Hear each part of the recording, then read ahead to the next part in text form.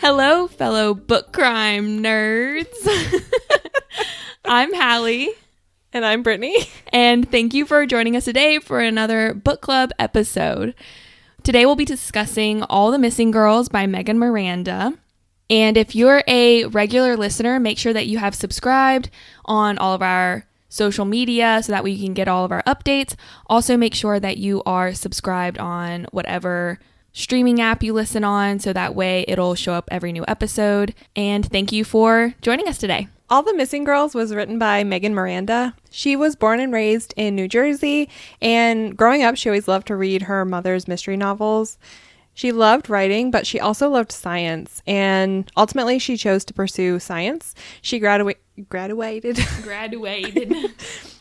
She graduated from MIT in biology and anthropology, but decided later that she really wanted to pursue writing fiction. So she changed careers and moved her family to North Carolina and started writing her novels. She says she takes inspiration from Michael Crichton and Mary Pearson for her books. And if you guys didn't know, we are both really big Michael Crichton fans. We've read a bunch of his books. That's kind of interesting to know that when she was writing this book, she might have also been drawing inspiration from his novels. The synopsis of All the Missing Girls, as written in Amazon, says, quote, "It's been 10 years since Nicolette Farrell left her rural hometown after her best friend, Corinne, disappeared from Cooley Ridge without a trace.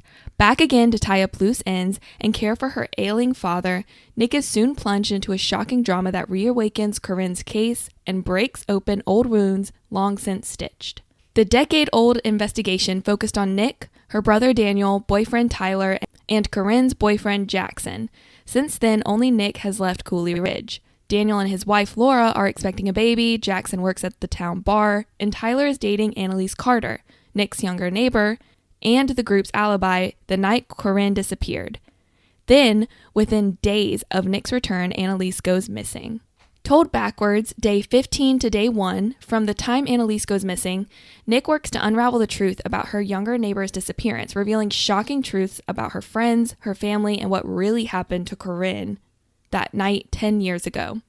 Like nothing you've ever read before, All the Missing Girls delivers in all the right ways. With twists and turns that lead down dark alleys and dead ends, you may think that you're walking the familiar path, but then Miranda turns it all upside down and inside out and leaves us wondering just how far we would be willing to go to protect those we love." End quote. So we have a lot of opinions on this book, some good, some not so good. So we're going to share those now.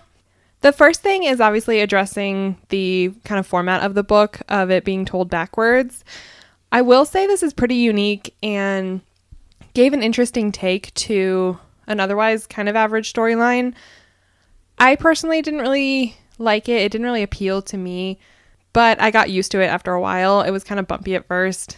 I feel like that story format makes it hard for the writer because you have to make sure you're adding enough to keep the story interesting, but not so much that you're revealing too much.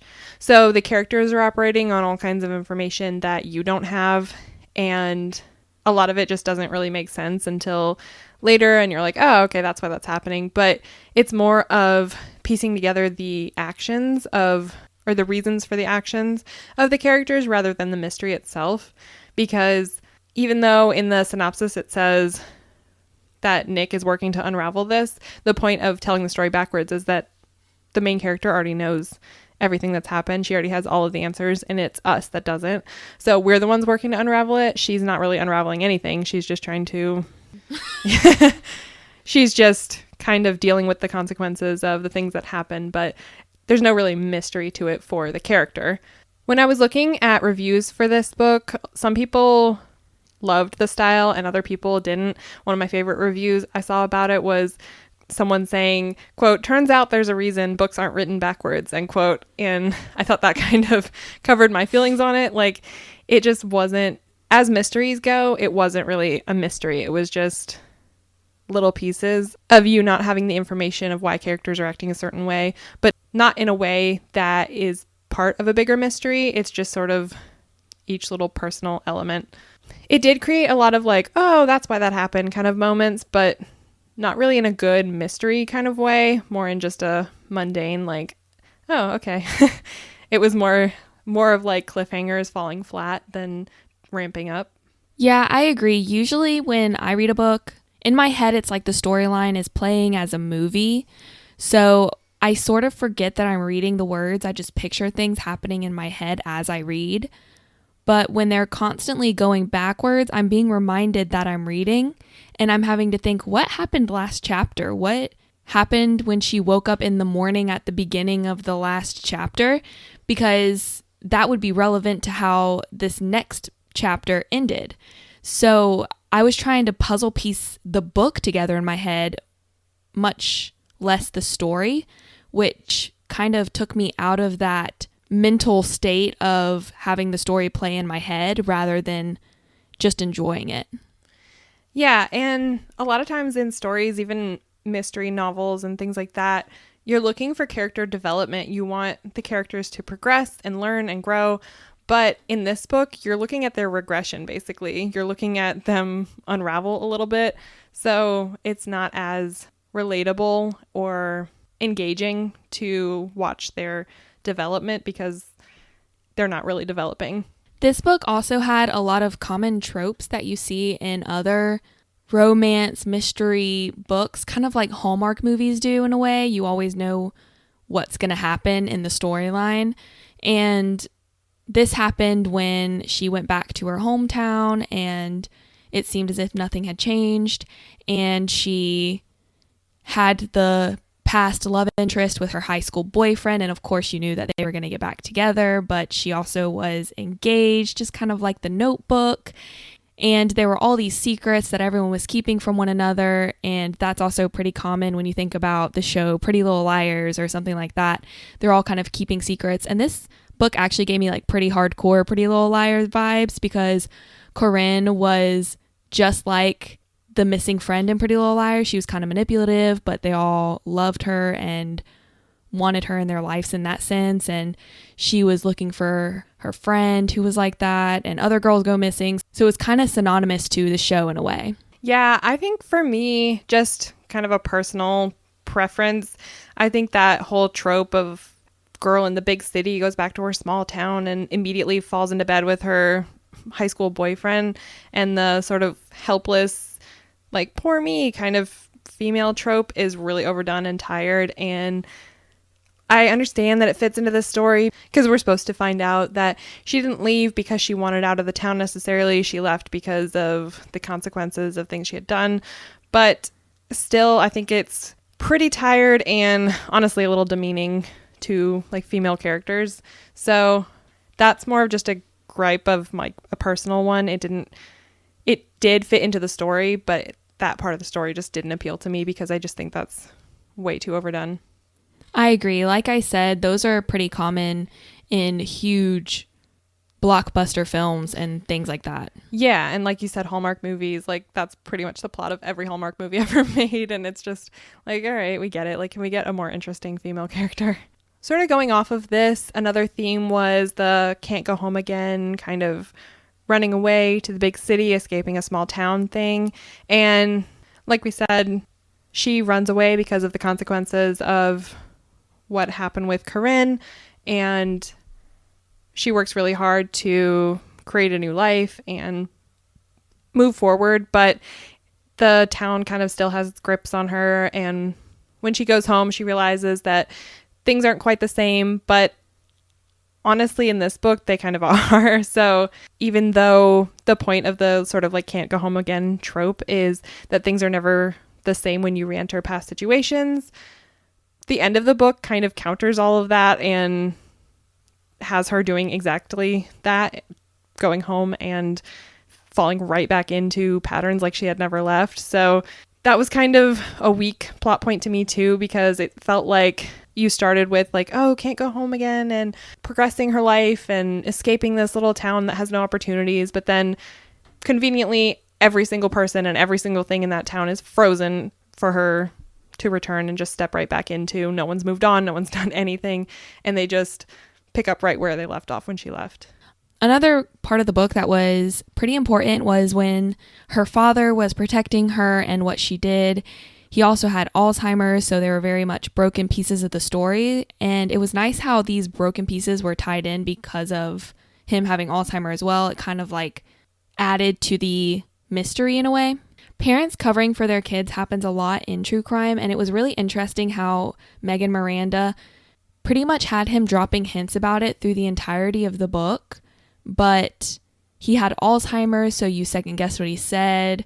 Everything was easily explainable, kind of like when you hear that bump in the night and you think that, oh, it must just be this or something like that.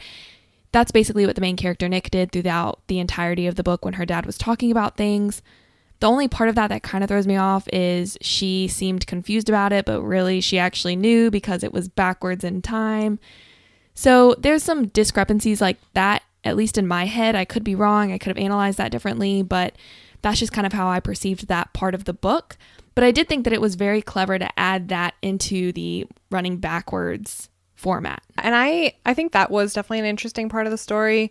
I agree that among a few other things were a little bit of plot holes when you are looking at the book kind of front ways, because yeah, you're right, she was confused about some things that she wouldn't have been confused about, but it was just for our benefit because we didn't know. Part of me just wants to read the book backwards to see what really the plot holes were, you know? Yeah, I honestly thought of that.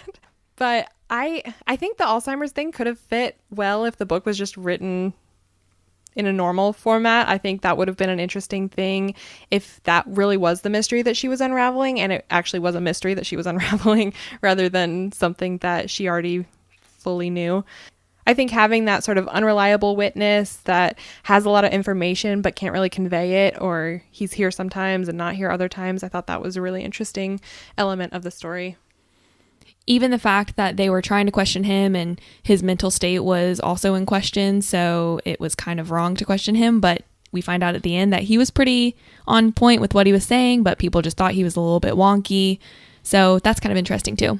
So I did have a lot of criticism of the book, but I think overall it was pretty well written.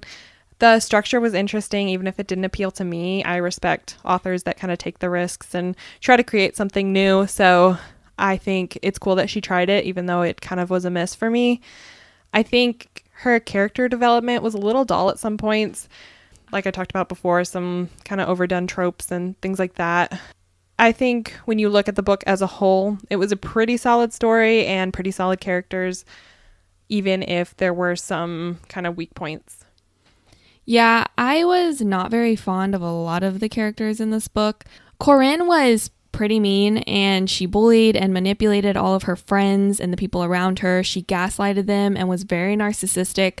Not really good qualities for a character, didn't seem very appealing, and I understand that it tied to the story and the way that she ended up dead, but I also feel like it would have been more interesting to hear about someone who was genuinely loved and had good memories, that they were sad she was gone, you know? I think even the events that were supposed to create depth were kind of strange. I think Daniel punching her at the theme park and Corinne telling her to jump were just sort of meant to manufacture drama, but then those specific events didn't really fit into the rest of the story as like important details, but they were also regarded as very important details. They mentioned Daniel punching her many, many times. And the TikTok Nick, that was said a lot. So there were all these things that were referred to again and again and again, but then in the end just like didn't really have much to do with anything. And then there were some interesting parts of the story that did have stuff to do with it, and I wish they would have been dwelled on more. But the pregnancy and finding out that it was Nick, that was a shocker to me. Like, I didn't know Nick was the one that was pregnant. I thought it was Corinne. And then also the ring that was found in the caverns and not knowing whose it was until the end was pretty interesting. So some of it was relevant and some of it just wasn't. So yeah, I'd say overall the story was solid enough that I kept reading. I never really was like, oh, I'm just going to stop reading and not continue this book. But it was kind of bland at parts and didn't really have all that much depth to me throughout most of it. There were some slight twists, but nothing revolutionary. But I would give Megan Miranda another shot and read another one of her books. I've heard a lot of good things about her books, so I like the drama, thriller, kind of suspense books, and so I think it was good enough that I would read another of her books, but just wasn't my favorite. I agree. I'd probably give it like a 3 out of 5 star rating in my head, but I have heard of Megan Miranda a lot before, so that means that she's obviously a noteworthy author and is someone that is known for her skills as a mystery author. So I would give her another shot. I just feel like the backward storytelling might have put it at a lower scale than her normal writing, which is understandable. It was probably a really big challenge for her to do that, but I just feel like maybe a forward reading book would be better for my next opportunity with her. Yeah, I agree. I think the backwards format really was a big part of my hesitation with this book. It really made, like you said, it really made you jump back into the fact that you're reading a book and you need to be keeping track of all these characters and things that happened and everything, instead of just moving on with the gist of the story and having it left at that. And for me, I know we talk about this a lot. I pretty much read all of these books audiobook, and you read it paperback. So I think that kind of messed me up too, because with audiobooks, you don't necessarily have that visual of next chapter or next day, and it might be harder to differentiate that. So there were parts I had to go back and listen to again because I was like, wait, what's happening? So I would definitely say that was a big part of my review on this book. And like I said, I think it's cool when these authors take risks, so I don't fault her for doing that. I just think this one was a miss for me. Now we're going to address some of our true crime connections that we made during the book. And let us mention once again, there's going to be spoiler alerts ahead. That obviously is the whole ending of the book is about crime. So that's really what we're going to be focusing on. So make sure you have read this book. First off, it would be killing someone for a marital relationship.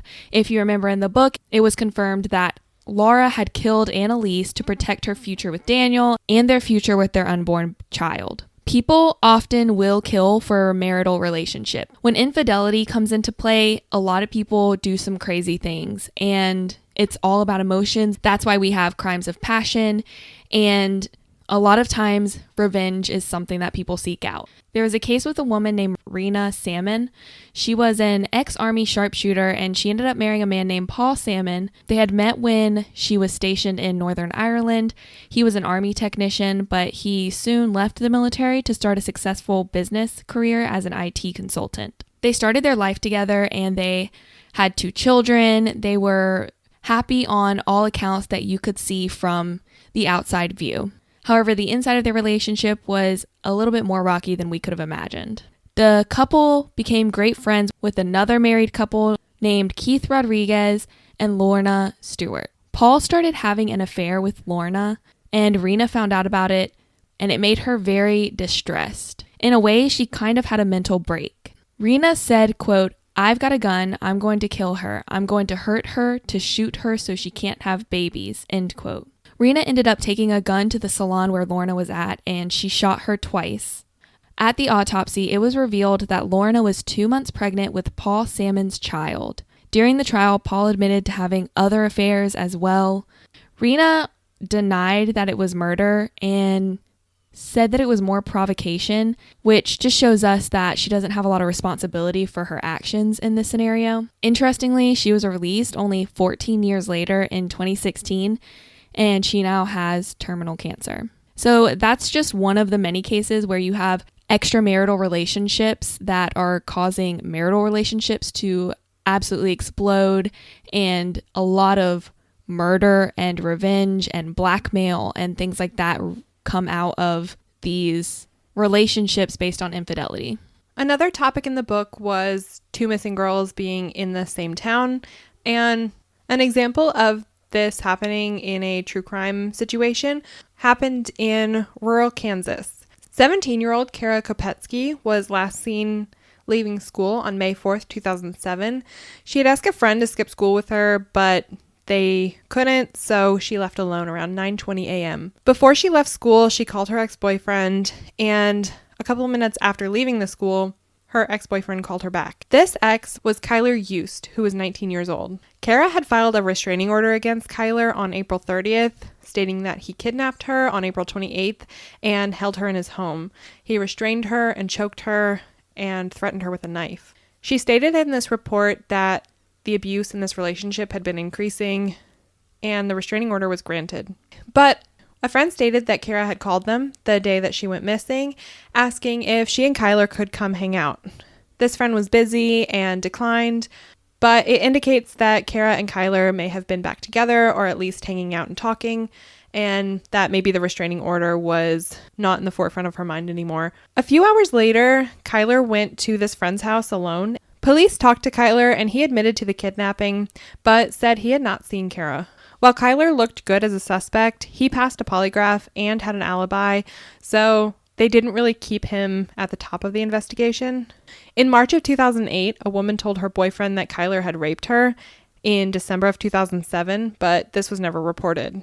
In April of 2010, a former roommate of Kyler told police that Kyler had admitted to quote-unquote snapping and doing something bad. In January of 2011, a friend of Kyler's told police that he had admitted to her that he choked Kara to death and dumped her body in the woods. He actually confessed this twice to her, and the second time he gave a lot of detail.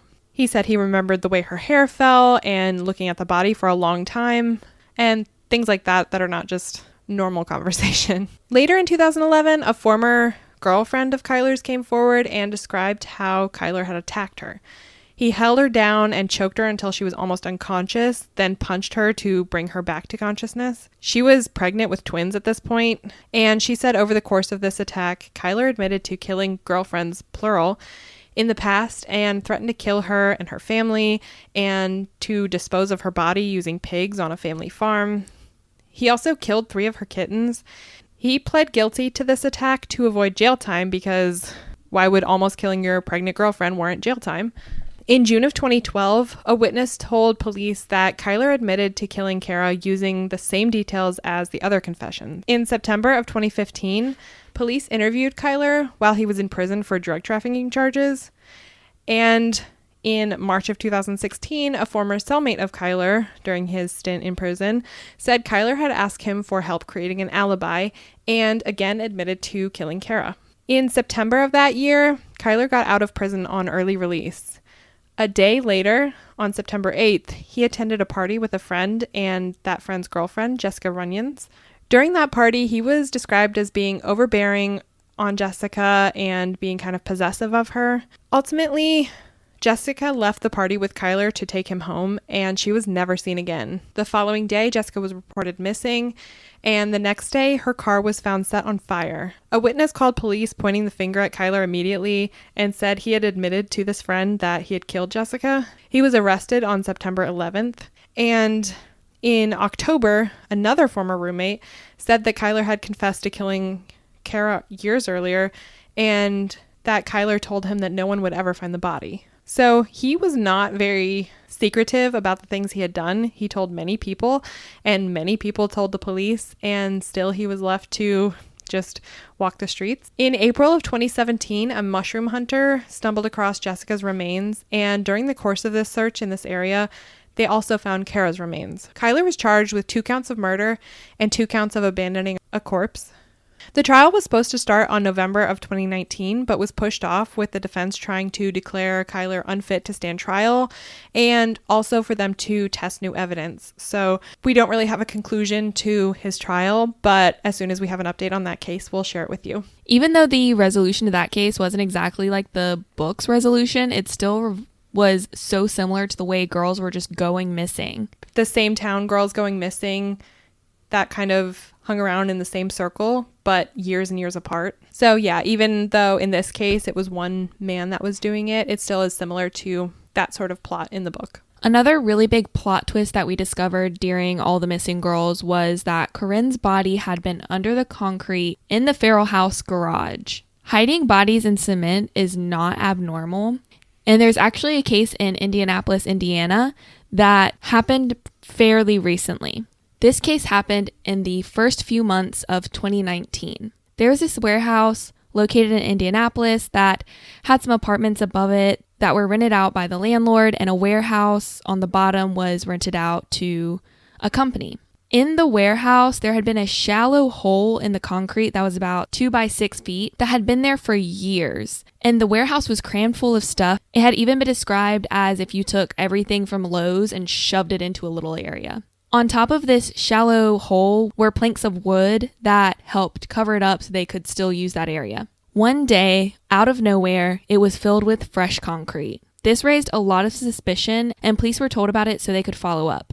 To everyone's surprise, in the concrete, they found a body. Brad Perdue, an individual who was at the warehouse and had an auto body shop right next door, said, quote, "To even get to the floor to get concrete, they had to move a ton of stuff, I'm assuming.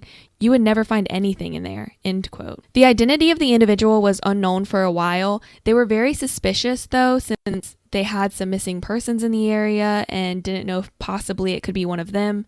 An autopsy and tattoos would later confirm that the person was Michael Marks, who was 41 years old and had gone missing the previous month in February. He was missing all but 4 of his teeth. The fingers on his left hand were missing, and he had a bullet fragment in his skull. Homicide detectives were quick to make an arrest on Jason Hancock, who was 48, and he was renting out the warehouse at the time for his business. Michael Marks was actually an employee of his and happened to rent an apartment that was above the warehouse. Seems like everything was tied up with a pretty little bow. They ended up raiding his home with tear gas and arresting him. It turns out that Hancock believed that Marks had stolen some of his belongings from the warehouse while he had previously been imprisoned.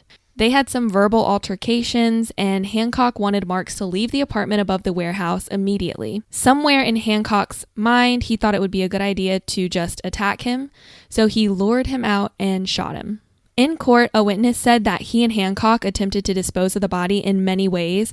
They tried knocking out his teeth and then burning the body. They soaked it in lye, and none of it worked, so they ended up just burying it in a bunch of concrete. Jason Hancock was sentenced to over 20 years in prison. He accepted a deal and pled guilty to voluntary manslaughter, abuse of a corpse, and unlawful possession of a firearm by a violent felon. It's crazy to think about when you're walking the streets outside or when you're entering a home or a big facility, what kind of things might be lying underneath that concrete or underneath that flooring. It's really chilling to think about. And even when you're walking in historic cities where a bunch of people may have had mass burials underneath the roads. I know where we live, that's actually fairly common. And sometimes the road even concaves from where bodies may have been under there. So it's crazy just to think about what you may be walking on every day. Coercive interrogation was also sort of slipped into the story. There's a quote, "Bailey followed the pieces Hannah Pardoe laid out for her, feeding her back the story she demanded," end quote. And we have seen many instances of this sort of thing playing out where investigators kind of feed pieces of evidence to people so that they can get a nice, neat confession. And sometimes this ends up with the right person in jail, but many times it doesn't. And we've heard this story over and over and over again. We've seen this with Brendan Dassey, with Jay Wilds in the Adnan case, and with Juan Rivera, which was the case we just covered this past Monday. So be sure to go check that case out. It's a wrongful conviction, and we go very in depth with how that story played out. And wrongful convictions are something that I'm particularly interested in. So that was a really fascinating case for me, and I hope that you guys will check it out. Each of these cases with Brendan, with Juan, with Jay, they were fed details of the case to build the story that the police wanted to hear. And when things didn't fit into the evidence, the police would guide that person back to the story they wanted, even if it wasn't the truth. The Innocence Project reports that about 30% of DNA exonerations involve false confessions, and that false confessions are involved in about 13% of all exonerations.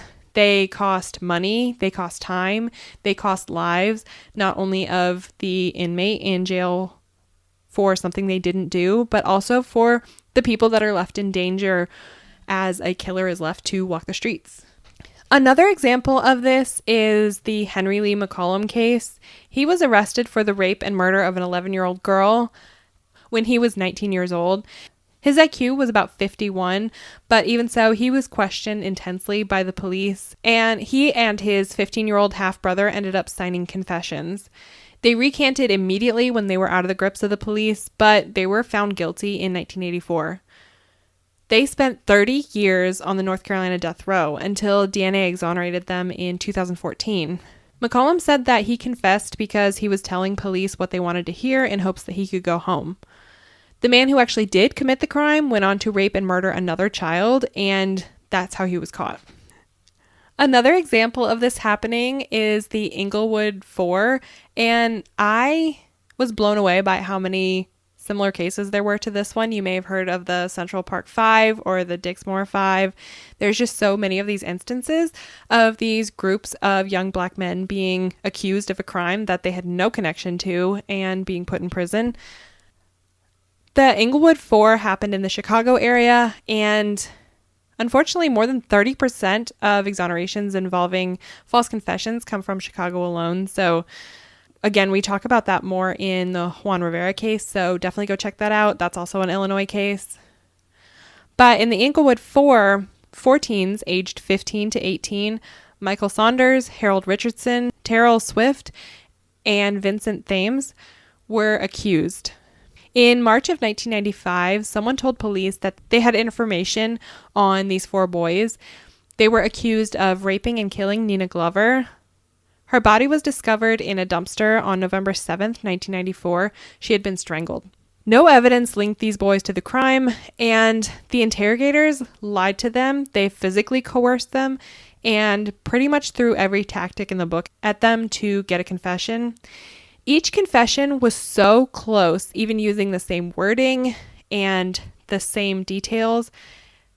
And this was because the police were literally feeding them details. So even when the details didn't match up with the evidence, each boy would say the exact same thing, the exact same names, the exact same times. And it was so clear that this was fed to them. The confessions contained a lot of things that didn't add up to the evidence, but still, each of them spent at least 15 years in prison. Prosecutors and the community and investigators really tried to paint these boys as violent, gang-affiliated thugs and supplied them language that sort of supported this, but it just did not add up in the end. In 2010, the evidence was tested again at the request of Swift and Saunders, and the convictions were vacated in 2011. The state decided not to retry, and the charges were dismissed. DNA exonerated them in 1996, but they didn't get out until 2012. This DNA testing showed that a convicted killer, Johnny Douglas, was actually responsible for this crime. The thing that makes this even more infuriating is the day they found Nina's body in that dumpster, they interviewed 4 people at the scene, and one of them was Johnny Douglas. He didn't live nearby. He had no reason to be there. He was just hanging around, and they interviewed him and let him go, and ended up convicting these 4 young men that had nothing to do with it. Each man subsequently sued the county and received millions in settlements, but still years of their lives are gone. Their youth is taken, and it's really hard to integrate back into society, even for innocent offenders. So no amount of money can really fix that problem. Another big theme in the book was blackmail. Obviously, Annaleise had been blackmailing the dad for years, so it really messed up with the family, and it messed up his mental state, trying to protect his daughter, and blackmail is a really dirty and grimy thing. The example we have for you today is with none other than the king of rock and roll himself, Elvis Presley. Elvis was in the army when he was receiving skin treatments from this doctor named Laurens Johannes Grissel Landau, who was from Johannesburg, South Africa. He was hired on November 27th, 1959. Laurens would make homosexual comments towards Elvis and his friends in the Memphis Mafia, which was just kind of like his squad name. And this really bothered Elvis and led him to fire the man on December 25th, 1959. Back then, homosexuality was judged a lot more than it is today, and Elvis didn't want that kind of light on him or his friends. Elvis even told the man that he had embarrassed him. So Elvis's image was very important to him. He was obviously, quote unquote, the king of rock and roll, and he didn't want Laurens putting a bad image on him or his friends. But thankfully, times have changed and homosexuality no longer has such a negative connotation. Laurens was frustrated and decided to blackmail Elvis Presley and try to ruin his career. FBI said that Laurens, quote, threatened to expose Presley by photographs and tape recordings, which are alleged to present Presley in compromising situations, end quote. It was not taken to court in hopes that everything would remain out of publicity in order to preserve Elvis Presley's reputation. As negotiation carried on, Elvis ended up supplying Lorenz with $515 for the skin treatments and a flight back home. Lorenz agreed to leave but ended up not taking the flight. He showed back up and asked for another $250, which Elvis gave him.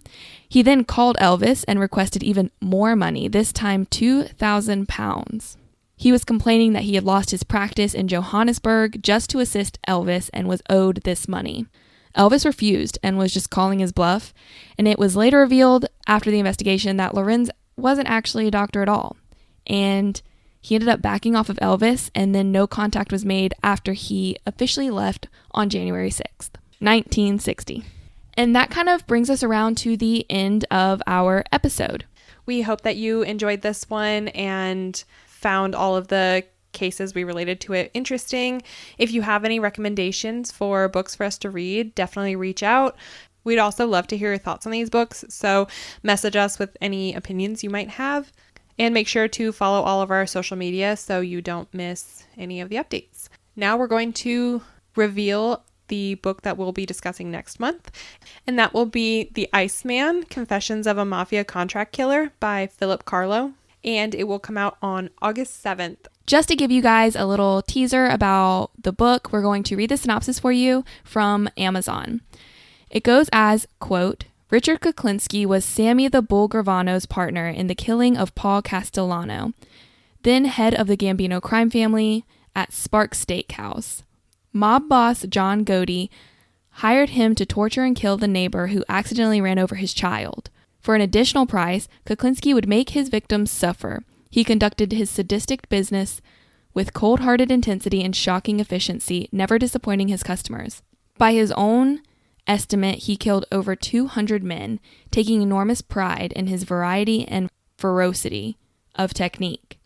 This trial of murder lasted over 30 years and took Kuklinski all over America and to the far corners of the earth, Brazil, Africa, and Europe. Along the way, he married, had 3 children, and put them through Catholic school. His daughter's medical condition meant regular stays in children's hospitals, where Kuklinski was remembered not as a gangster, but as an affectionate father, extremely kind to children.